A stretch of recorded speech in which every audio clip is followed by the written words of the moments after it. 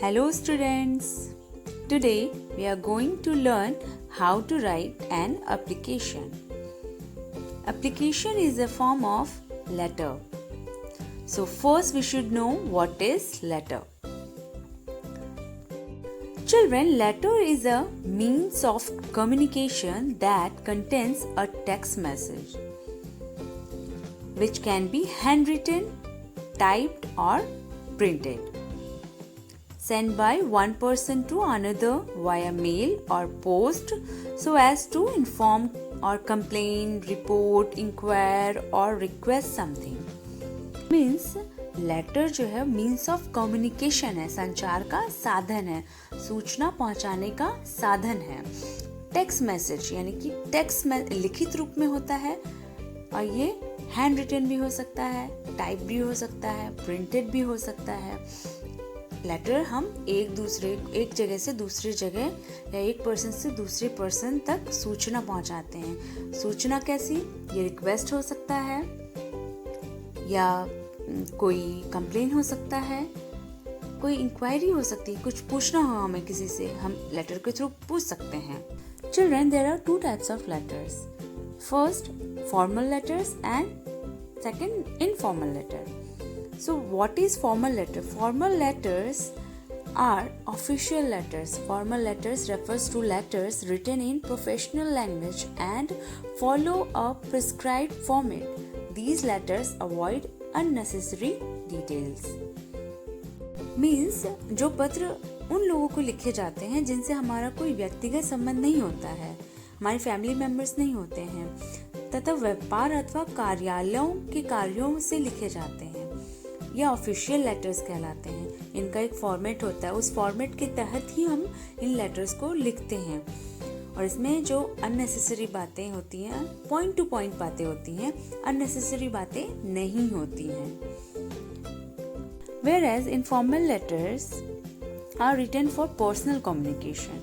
Means personal communication यानी कि हम जो भी हम मैसेज पहुंचा रहे हैं जिस भी व्यक्ति को, उससे हमारा कोई ना कोई संबंध है, या तो वो फ्रेंड्स हो सकते हैं या रिलेटिव्स हो सकते हैं.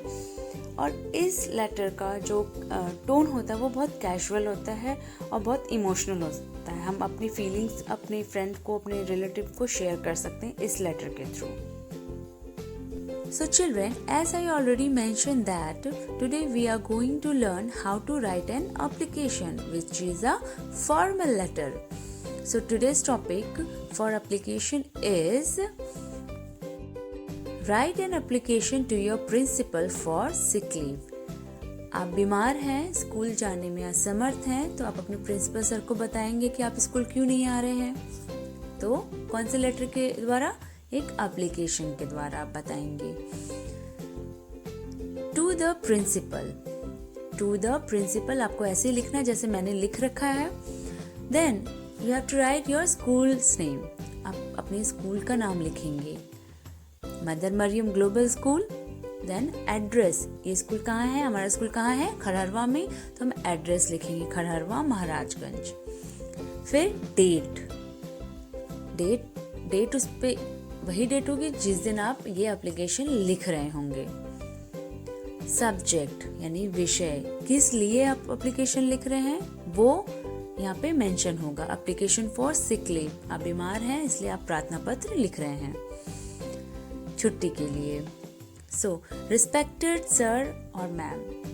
प्रिंसिपल सर भी हो सकते हैं, मैम भी हो सकती हैं. तो आप सर हैं तो आप रिस्पेक्टेड सर, और मैम हैं तो रिस्पेक्टेड मैम.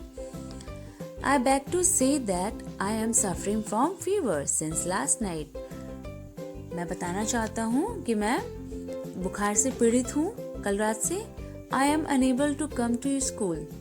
और इसीलिए मैं स्कूल आने में असमर्थ हूँ, मैं नहीं आ पाऊंगा स्कूल.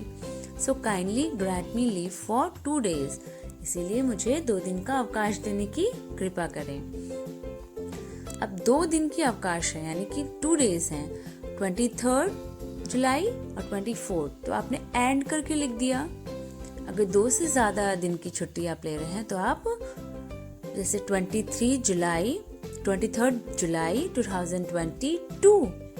25 जुलाई 2020. तब आप एंड का यूज़ नहीं करेंगे, तब आप टू का यूज़ करेंगे, TO2। I shall be oblige to you, मैं इसका हमेशा आप आभारी रहूँगा। Yours obediently, name, class, roll number और पेरेंट सिग्नेचर। आप अपना नाम लिखेंगे, योर्स ओबीडियंटली आपका आज्ञाकारी, देन आप अपना नाम, class, roll number and also parent signature. आप अपने माता पिता से किसी से भी सिग्नेचर भी उस उस प्रार्थना पत्र पर करवाएंगे।